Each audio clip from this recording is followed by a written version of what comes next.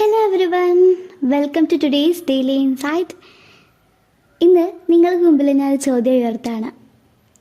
ചോദ്യം ഇതാണ്: ഞാൻ ആരാണ്?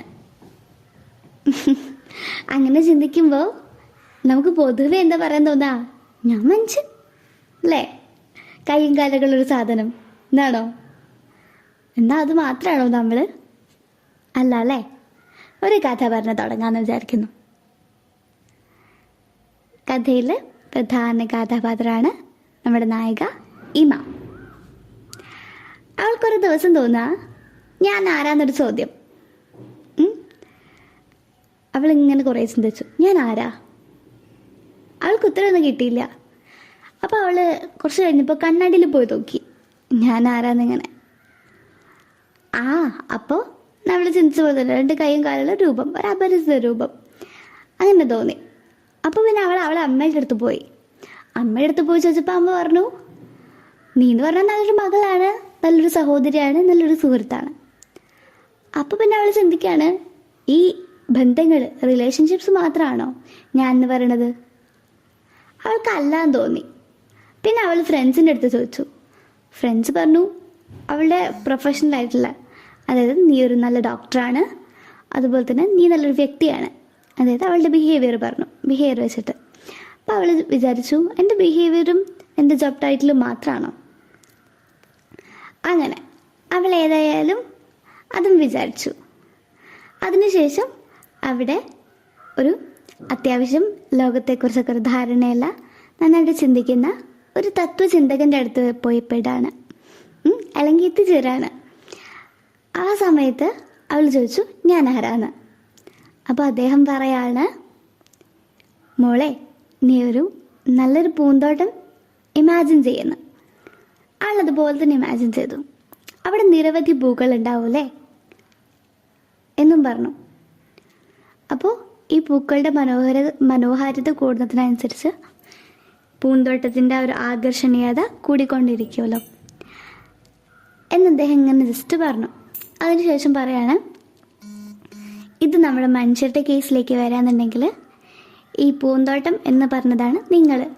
ഈ പൂന്തോട്ടത്തിലെ പൂക്കളാണ് നിങ്ങളുടെ മനസ്സിലെ ജോബ് ടൈറ്റിൽ, ഇമോഷൻസ്, ബിഹേവിയർ, അതുപോലെ തന്നെ എന്താ പറയുക, നമ്മുടെ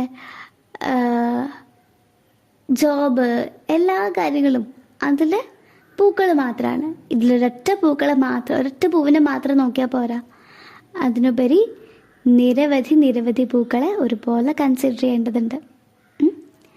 അപ്പോൾ പൂന്തോട്ടത്തിൽ എന്താ സംഭവിക്കുന്നത്? വെയിലും മഴയും ആവശ്യത്തിന് ലഭിക്കും.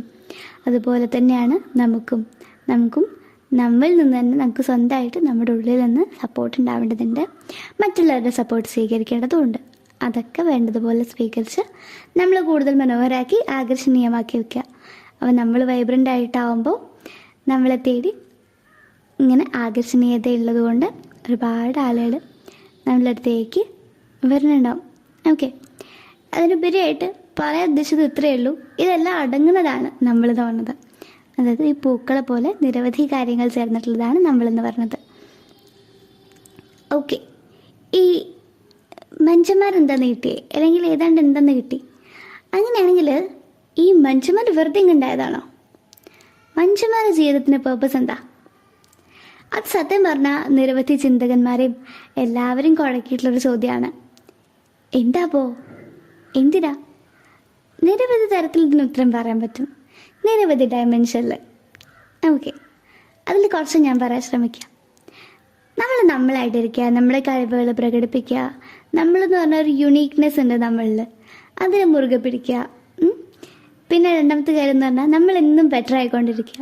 ഇന്നത്തെ ഞാൻ ആവരുത് ഇന്നത്തെ ഞാൻ എന്ന് പറയണത്, ഇന്നത്തെ ഞാൻ ആവരുത് ഒരിക്കലും നാളത്തെ ഞാൻ എന്ന് പറയണത്.